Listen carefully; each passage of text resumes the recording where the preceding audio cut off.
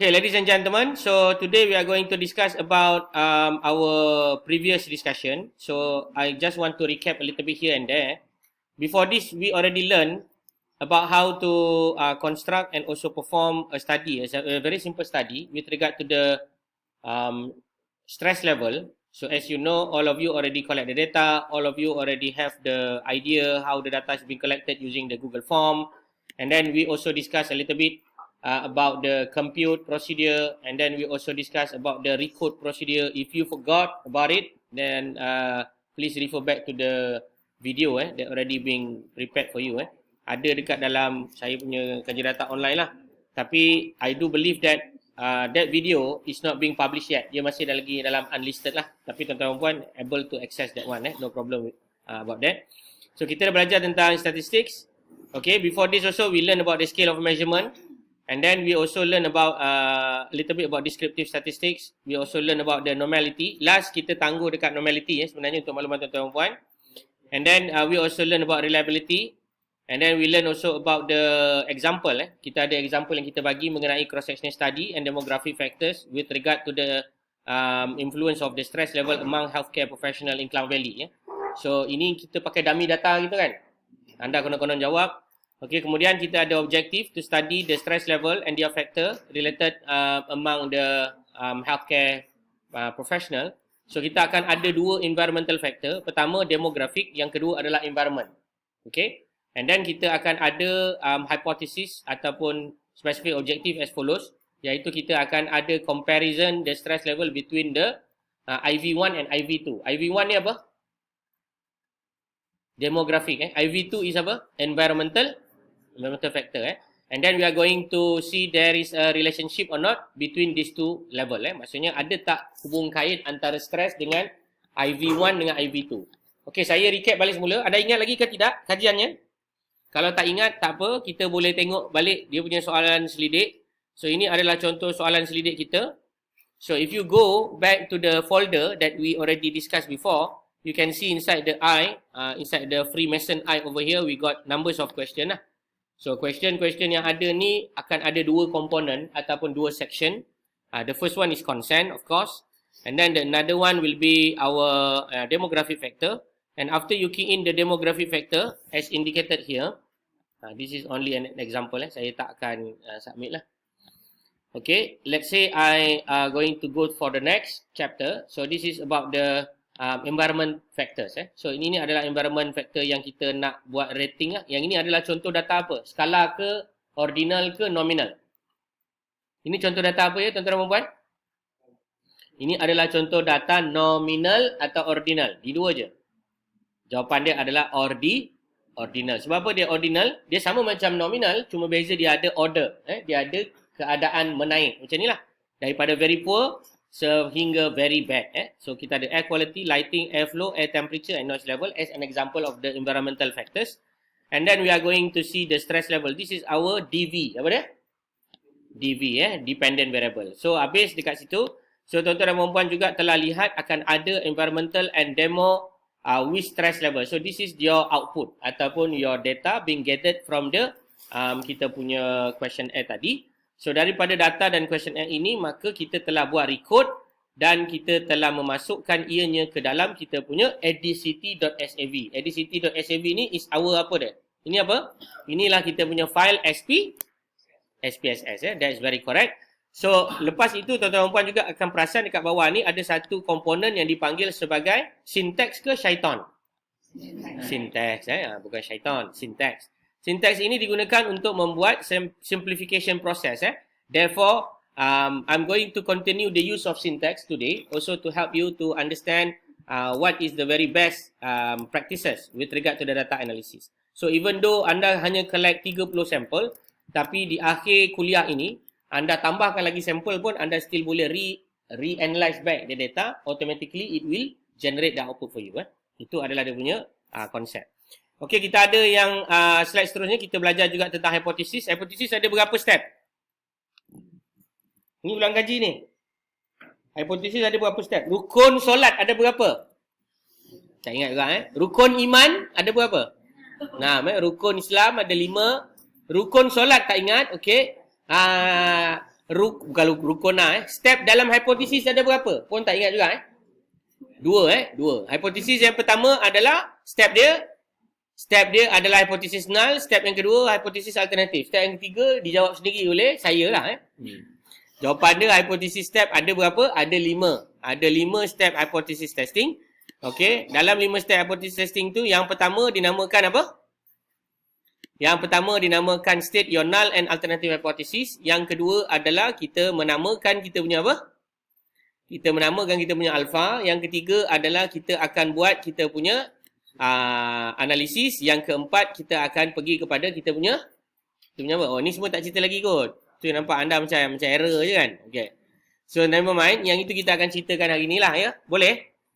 Okay, so mari kita ceritakan. Saya akan buat, saya letak dekat dalam Jamboard je lah, senang Nanti anda boleh nampak lah. Harap-harap tulisan saya sedikit semenggah lah hari ni. Boleh harap-harap lah kan, semenggah sikit.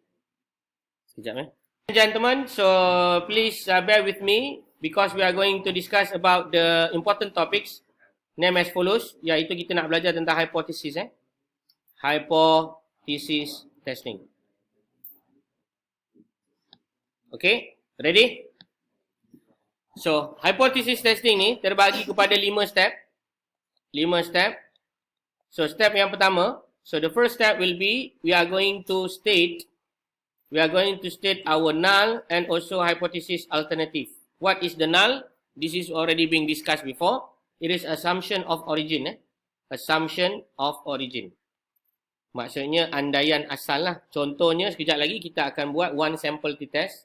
Kita akan kata bahawa stress level is equal to the standard. Standard negara misal kata 14 lah. So kita nak tengok sama dengan 14 ataupun tidak sama dengan 14. And then we have another one which is we call it as the hypothesis alternative. Yang ini anda kena tulis dan buat somewhere notes. Otherwise you not familiarized with the steps. You mesti tulis dan you mesti tahu macam mana nak buat hypothesis testing 5 step ini. And then another one is the hypothesis alternative, which is the assumptions of your judgment. Judgment. So dalam episod ini, contoh kalau kita kata mu is equal to 14, so kita punya alternatif akan jadi apa? Mu is not equal to 14. Mungkin anda dah lupa, saya ingatkan balik. Bila kita kata not equal to, it is reflect that this is non-directional.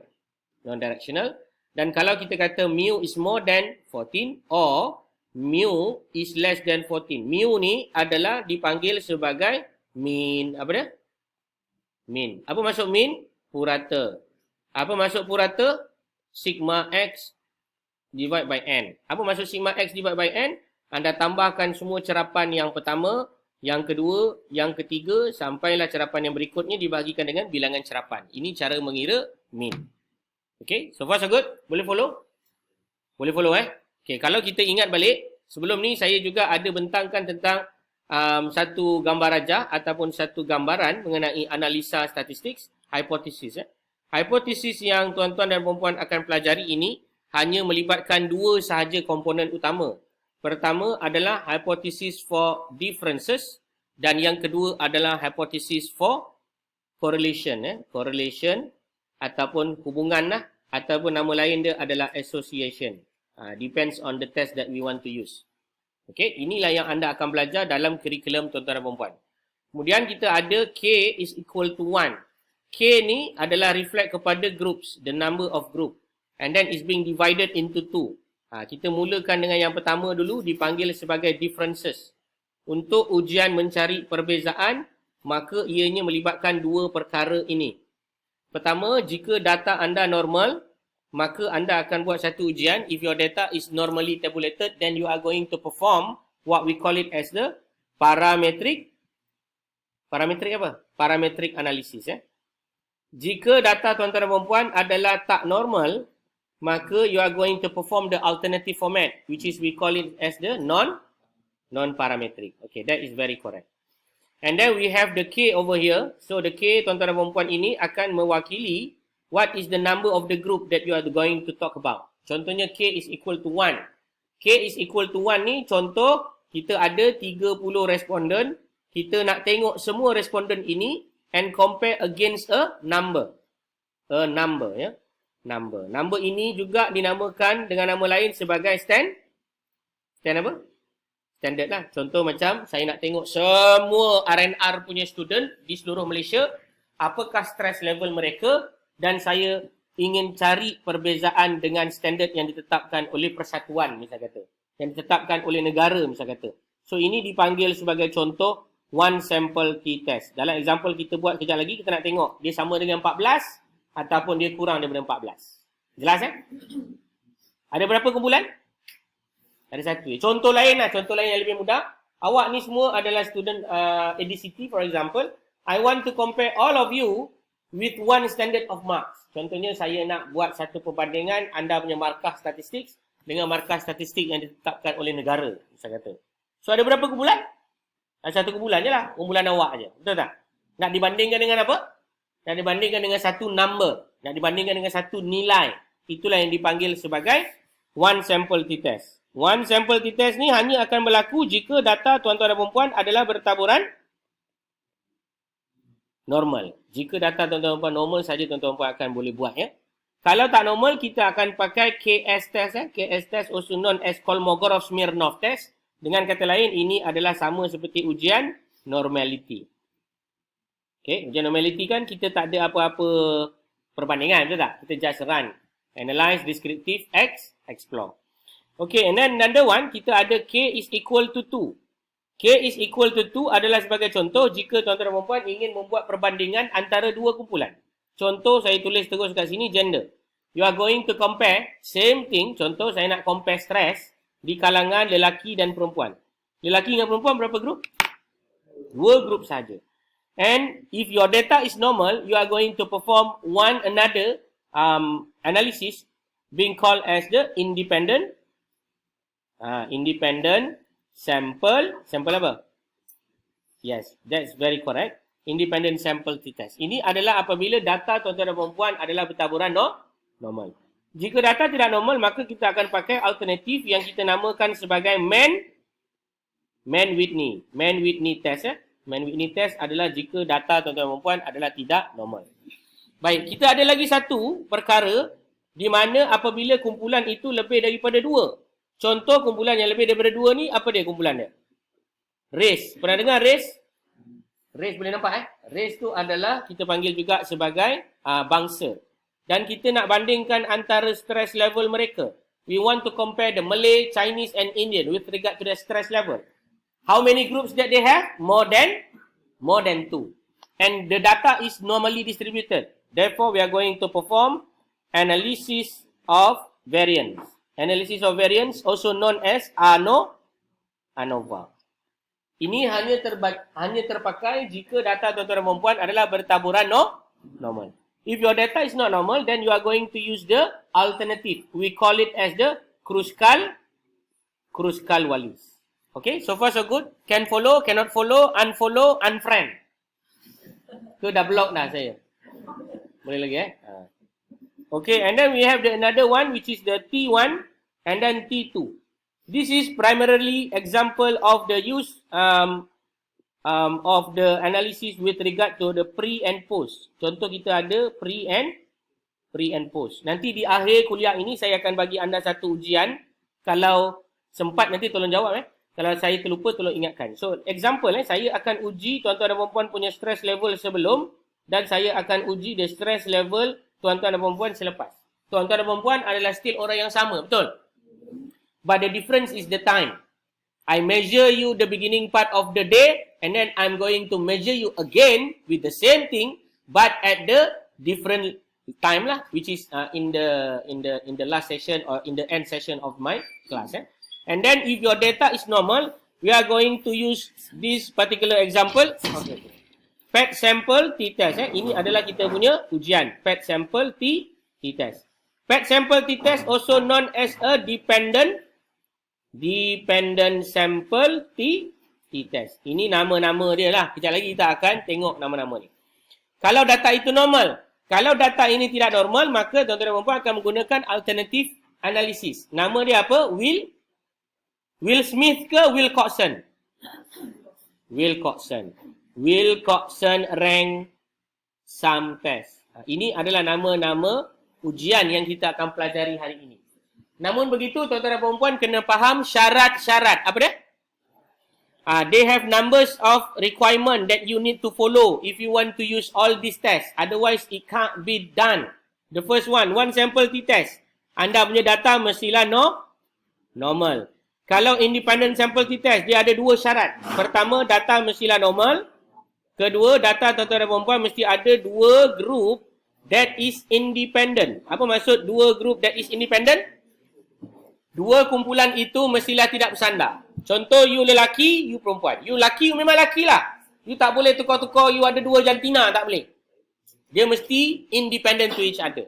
Kalau anda adalah ADCT, yang lagi satu adalah ADET, itulah dia punya group. Dia tak boleh bercampur aduk. Itu dipanggil dua group yang independent. Kalau ANOVA pula, kalau misal kata salah satu ini tidak dipenuhi, maka ianya automatically akan pergi ke mana? Pergi ke alternatif. Okay? Same also goes to the analysis of variance ataupun ANOVA. Dia ada tiga syarat dia. Syarat yang pertama sama juga, normal. Syarat yang kedua adalah semua group mestilah independent. Independent maknanya dia mesti bebas lah. Kalau anda Chinese, is Chinese. Kalau you Indian, is Indian. Kalau tak, anda tak boleh pakai test ni. Kemudian yang ketiga adalah homogeneity of variance. Homogeneity of variance test. Anda telah mematuhi satu ujian yang dinamakan sebagai ujian homogeneous. Dalam bahasa mudah saya kata ujian homogeneous lah. Kalau ketiga-tiga ini tidak dipatuhi, maka automatically ada violation dan anda kena gunakan alternatif. Jelas? Sekarang ni jelas kan? Okey, Wilcoxon rank. Apa syarat dia? Normal. Data mestilah normal. Dan data kamu daripada pre and post adalah sama. Dia tak boleh tak sama lah. Kalau anda Ahmad pagi, petang kadang anda suruh kembar Ahmad. Tak boleh lah. Ahmad mestilah Ahmad juga pada waktu petang. Tak boleh kembar dia. Okay, ini jenis-jenis analisis yang kita akan pelajari. Cantik sikit tulisan saya hari ni. Macam mana? So far so good? Boleh faham? Ianya dibahagikan kepada dua lah ya. Parametrik dengan non-parametrik. Same also goes to another one, which is kalau anda pelajari tentang correlation. Correlation ini adalah syarat kedua yang ditetapkan oleh bahagian latihan untuk tuan-tuan dan puan-puan pelajari. Yang pertama juga adalah apabila data normal dan yang kedua adalah apabila data tak normal. So, you have a specific task. However, it's very simple because it only involve two tests. Test yang pertama, kalau data ini normal, anda akan menggunakan Pearson correlation. Pearson correlation ini also known as Pearson product moment correlation. Ini nama panjang dia dalam IC ini dia punya nama panjang. Yang atas tu Pearson correlation tu adalah nama pendek. Kemudian kita ada yang tak normal. Yang tak normal kita akan pakai Spearman-Rho correlation ya. Spearman-Rho RHO correlation. Okey, untuk yang normal ini kita akan Pearson dan Pearson mempunyai simbol R value. Dan juga kita punya Spearman adalah simbol R tapi dia ada subscript S. Dia akan pakai RS value. Okey, setakat ni jelas? Jelas Syarat dia, data IV dan data DV mestilah numerical. Dan ianya mestilah bertaburan. Bertaburan apa? Normal. Kalau Spearman ni dia unik sikit. Data tak normal pun boleh. Data tak normal. Dan juga lagi satu, dia boleh menggunakan data ordinal. Dia boleh gunakan data ordinal. Kalau tuan-tuan puan ingat, kita punya data ni tadi, kita ada question yang tanyakan kan, mengenai tahap persekitaran environment. Betul? Jadi dia dalam bentuk data yang ordinal. Pun boleh digunakan apa yang dipanggil sebagai Spearman-Rho correlation. Okey, setakat ni ada apa-apa soalan tak daripada apa yang saya terangkan? Ke saya terangkan ni cepat sangat? Ke atau anda yang lambat? Macam mana? Boleh tak? So far so good? Boleh follow? Boleh Very simple one lah. Lepas ni saya akan ceritakan step-step dalam hipotesis. Lepas tu kita try buat hipotesis. Lepas tu kita boleh try untuk buat semua ujian hipotesis yang ada. Kalau sempat tuan-tuan dan puan-puan faham, kita akan banyak buat latihan lah. Kalau tuan-tuan dan puan banyak tak faham, saya kena ulang again and again sampai tuan-tuan dan puan-puan faham. Siapa yang tak faham, tak boleh balik yang ni. Dia kena bersukan. Tak adalah Itu contoh. Baik, ini adalah maklumat-maklumat yang berkaitan. So, nanti tuan-tuan dan puan boleh gunakan Jamboard ini untuk membuat ulang kaji. Ianya terbagi kepada dua. Yang ini terbagi kepada dua. Dan ianya akan melibatkan apa yang dipanggil sebagai R value. Nanti R value ni saya ceritakan kemudian lah. Basically, R value akan involve apa yang dipanggil sebagai NOR. NOR ni adalah nature of relationship. Nature of relationship. Yang ini kita akan pelajari kemudian. Okay? So, kita kembali kepada jalan yang asal, iaitu hypothesis testing. Jauh jalan. Lala pergi hypothesis testing dulu. Okay, saya tunjukkan yang pertama. Kita nak buat yang pertama dipanggil sebagai one sample t-test. Dah ready belum? Kita akan buka SPSS kejap lagi ni. So, kita akan buat yang pertama yang ni. One sample t-test. If you ready, then let us construct the hypothesis test first. And then we try to understand how to do it. Pertama, we need to have the following step. Step pertama, kena ada null dan alternatif. So, our null will be assumption of origin. Our alternative will be the inverse of our assumption of origin. Therefore, the real statement for our H null and also HA, hypothesis alternatif, adalah seperti berikutlah. Kita akan buat satu ayat seperti berikut. Sebelum kita buat ayat tu, ada bagusnya kita buat ayat tu dalam bentuk statistik. Iaitu mu is equal to 14.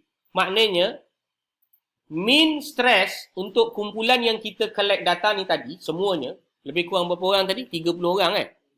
Semuanya adalah sama dengan 14. Ini adalah kita punya null assumption. Dan kita punya alternatif adalah semuanya kita punya S. Saya tulis min S. Min S kita adalah tidak sama dengan 14. Maksudnya, dia mungkin lebih ataupun dia mungkin kurang. Ini ayat apa? Ayat-ayat statistik. Betul? So, now tuan-tuan dan puan kena tahu macam mana nak tulis ayat ini dalam bentuk penulisan yang difaham oleh manusia biasa. Oleh itu, tuan-tuan dan puan kena buat ayat seperti berikut. So, kita punya hipotesis alternatif, kita punya hipotesis null akan berbunyi sebegini. There is no significant apa? Kita tengah buat ujian apa ni? Kita ada dua kan? Satu ujian difference, satu lagi ujian correlation. Ini dua je anda belajar dalam silibus kamu. So yang kita tengah buat ni semuanya adalah melihat kepada ujian yang pertama ni, iaitu dipanggil differences. Kita tak buat lagi correlation. Correlation page yang berikutnya. Faham So kita buat dulu ujian differences. So dalam ujian differences ni, step dia sama je dengan ujian correlation. Cuma dekat sini ayat dia mestilah merujuk kepada ayat mencari beza. So kalau kita kata there is no significant of what? There is no significant difference. Okay, there is no significant difference of dV between IV. Faham? Mungkin tak berapa faham. Saya akan memberi pencerahan dalam ayat yang lebih senang. There is no significant difference of dV. What is your dV? Stress level. Pandai. Stress level. Between apa?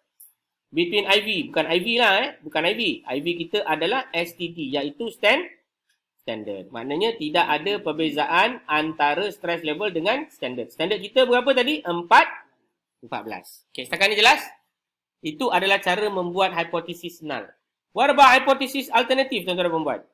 There is significant. Ya, betul. No tu tadi akan hilang lah. There is significant difference of stress level between ke ataupun with pun boleh lah. With standard. Sebab kita bandingkan antara dua je kan. So, ini saya tulis with lah. There is no significant difference of stress level with standard. Itu adalah null. Dan alternatif kita akan kata apa? There is difference. So, the difference of constructing the hypothesis will be at here. Yang pertama, kita akan buat penyataan asal. Penyataan asal adalah there is no. No. Semua orang bila hidup di dunia, dia adalah apa dia? Dia adalah tidak bersalah. Saya pernah ceritakan pasal mahkamah dulu kan? So, bila dia masuk mahkamah, maka perlu dibuktikan bahawa dia adalah tidak bersalah. Maknanya dia bersalah lah. Betul? Secara null dia, anda semua akan dinamakan tidak bersalah. Jelas? Sama juga dalam scientific world, everything that we want to say good is actually we need to prove that the things is not good. Faham tak? Kita kena cakapkan bahawa kalau kata anda makan nasi. Nasi ini sedap. Itu bukan scientific discovery. Itu testimoni. Faham? Scientific discovery only talking about this nasi is not delicious. Dia mesti kata tidak sedap. Maknanya dia sedap lah. Tapi dia tak boleh cakap sedap tu. Sebab apa? Ia adalah scientific discovery where you need to have the assumptions of probability to be sufficiently enough evidence to be rejected or not rejected based on your assumption. Faham Anda mesti ada assumption yang anda reject. Based on what? Based on statistical discovery. Based on what? Based on a certain cut-off point yang anda setkan dalam anda punya statistical analysis. Okay, itu yang dipanggil sebagai hypothesis testing. Okay, itu baru step nombor 1. Step nombor 2. Standby? Ke belum standby lagi? Ke dah lapar? Ya, jangan risau. Anda lapar, saya lagi lapar. Faham Saya tahu anda lapar. Kejap Kita sambung sikit je lagi. Nombor 2 adalah alpha. Alpha ini also known as rejection region. So usually ulama bagi tahu, Fisher lah nama dia. Fisher ni dia memperkenalkan tentang probability statistics. Dia bagi tahu paling sikit kita boleh set yang terbaik untuk melihat perbezaan itu wujud ataupun tidak adalah pada cut off 0.05 ataupun also known as 95% CI, confident intervals. So this is the minimum. Kalau anda nak pergi lagi bawah, contohnya 0.01, boleh ke tidak? Jawapan dia boleh. Anda nak pergi 0.001, boleh ke tidak? Jawapan dia boleh. Nak pergi lagi 0.0001, boleh ke tidak? Boleh. Ini semua kalau anda ingat ada satu produk dekat dalam komersial, dia kata membunuh 99.99% kuman, betul tak? Boleh ke tak dia buat demikian? Boleh, sebab dia buat kat mana? Dia buat dalam makmal, boleh lah dia nak cerita 99.99, cuba dia buat dekat masyarakat, boleh? Tak boleh sebab dalam makmal dia adalah control environment, betul? Anda buat di kalangan public health, anda buat di kalangan community health, anda nak buat 0.01 boleh? 99% boleh. Tapi adakah anda dapat kawal? The issue is whether you can control or not your patient. You cannot control your patient unless you are performing the clinical trials, betul tak? Unless you are conducting the research inside the ward. Itu boleh. Sebab you buat manipulation yang mana you control makan dia. Betul tak? Makan dia dikawal oleh dietitian. Minum dia, udara dia, semua dikawal oleh environment hospital. Maka bolehlah you nak buat kurang daripada 0.05. Yang mana akan membolehkan kajian kamu ini lebih G2. Apa tu? G2. G2 ni apa? Lebih tepat lah. Lebih tepat dan lebih strong. Lebih kuat kamu punya rejection dan juga penyataan untuk mengatakan bahawa kamu punya nasi ini adalah tidak sedap. Maknanya sedap lah. Kan? Betul? Anda makan apa pagi ni? Plan nak makan apa? Tak plan nak makan apa? Alah, merajuk. Tak sempat bagi makan dulu. Merajuk semua. Ngonyok semua. Sabar je lah. Okey. Saya kena tambah lagi beberapa kawasan nota lah. Kalau saya pergi kat sebelah, dia akan ada hipotesis. So, saya pergi ke sebelah lagi satu, ada correlation. Saya pergi ke sebelah lagi satu lah, ya? Boleh, boleh. Tapi untuk mengelakkan anda menjadi confused, saya ulang balik lah. Iaitu, hipotesis yang mana kita akan fokus kepada differences. Sekejap. Saya tengok awak dah mula meletakkan tangan dekat mulut, dah mula macam gini. Saya tahu. Maksudnya, saya salah tunjuk slide. Sebab anda tengah tunggu ni, mana? Sebenarnya anda boleh nampak dekat dalam Jamboard tu kan? Okey, hipotesis kita akan fokus kepada differences. So, saya dah bagi tahu tadi, kita akan state our null and alternative. That is the first one, which is you need to state your null and alternative. What is our null? There is, yang ni, bila saya mengulang ni, saya tulis macam cakayam sikit lah ya. There is no significant difference of the stress with standard. Okay. Okay, yang ini saya tulis cakayam sikit lah. Yang ni, there is significant difference of the stress with standard. Okay, faham kan? Okay, yang kedua adalah alpha. Alpha berapa tadi kita set? 0.05 level of significance. Dalam SPSS, anda akan bandingkan nilai ini dengan dengan satu nilai yang dipanggil sebagai SIG dot. SIG dot inilah yang akan anda lihat di dalam SPSS. SIG dot. SIG dot inilah yang dipanggil juga sebagai p-value. P-value inilah yang anda akan bandingkan dengan anda punya cut off yang anda set. Anda akan bandingkan, compare with cut off. What is your cut off just now? Alpha lah. What is that? 0.05. Okay. Kalau you dengar dalam YouTube, kadang-kadang orang tak cakap 0.05. Orang terus cakap 0.05 je. Sebab sebelum point tu, mesti ada kosong lah. Cuma kita orang Malaysia ni kadang-kadang kita cakap satu-satu. Kalau tak, orang tak faham. Okay, yang kedua adalah alpha. Yang ketiga adalah decision. Apa dia? Decision. Decision kita ada dua. Sorry. Not decision. Yang ketiga adalah run or calculate.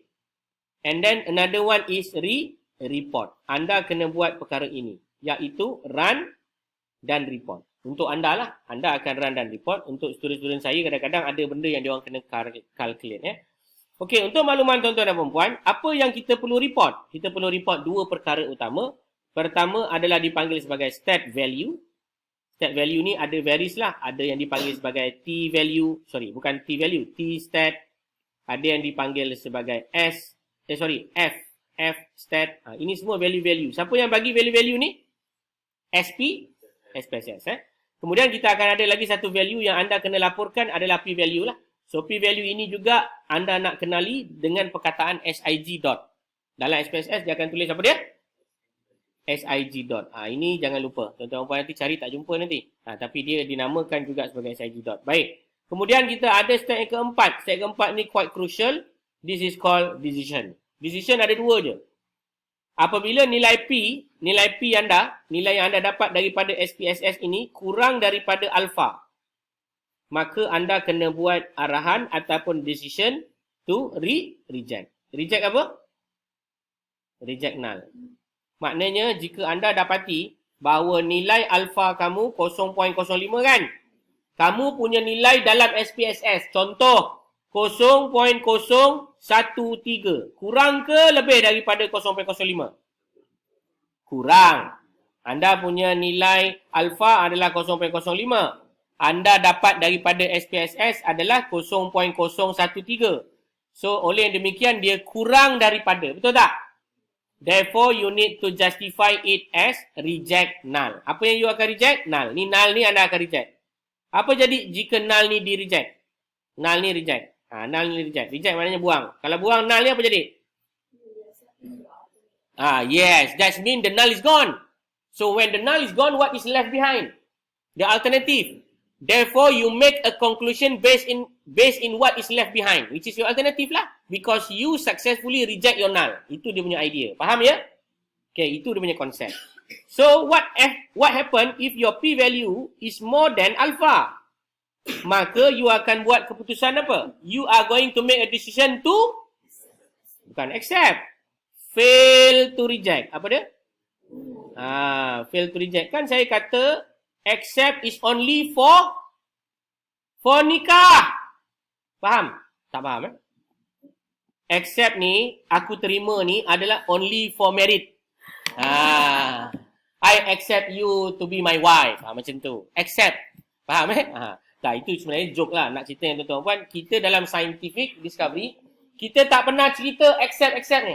Kita cerita reject or fail to reject. Macam saya kata tadi, bila kita kata fail to reject, that means we unable to have enough evidence to say that our null is true.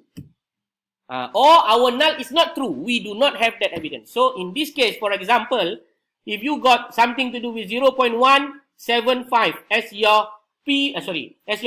Your P value is 0.175.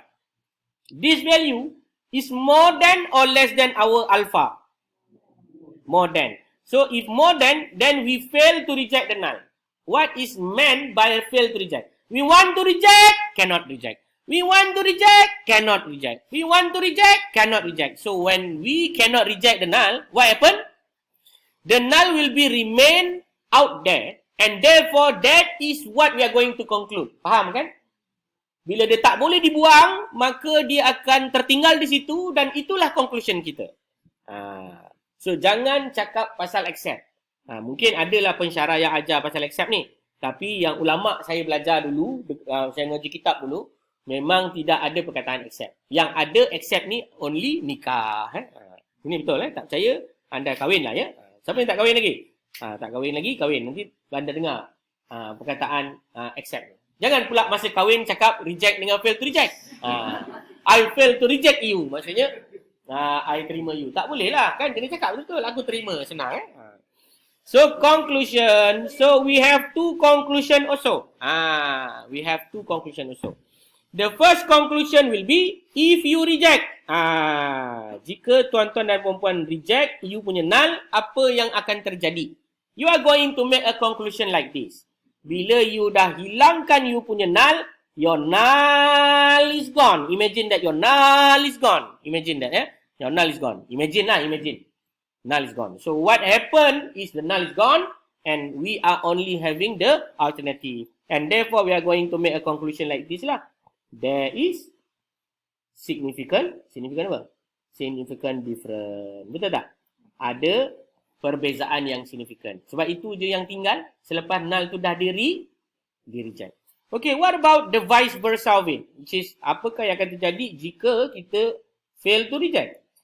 Jika tuan-tuan dan perempuan fail to reject, if you fail to reject your null hypothesis, what is the alternative that you have?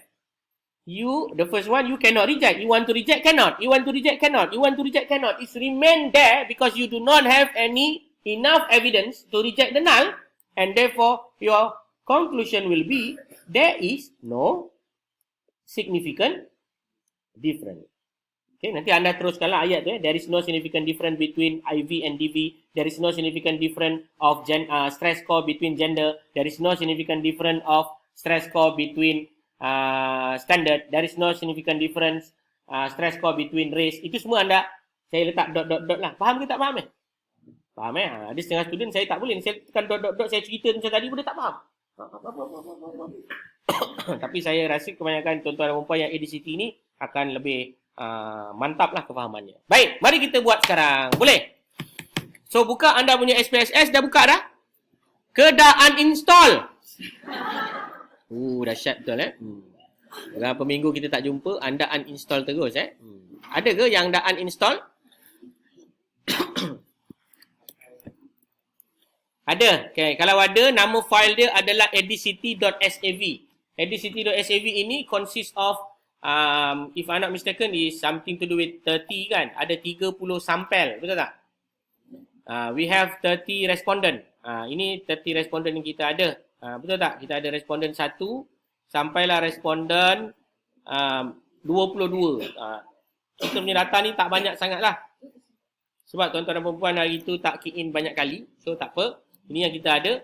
So you can also see like this. Okay, siapa yang macam risau kan? Kenapa dia tak ada keluar perkataan lah? You can click this one. We call it as a value label. Okay, so we are going to run the analysis now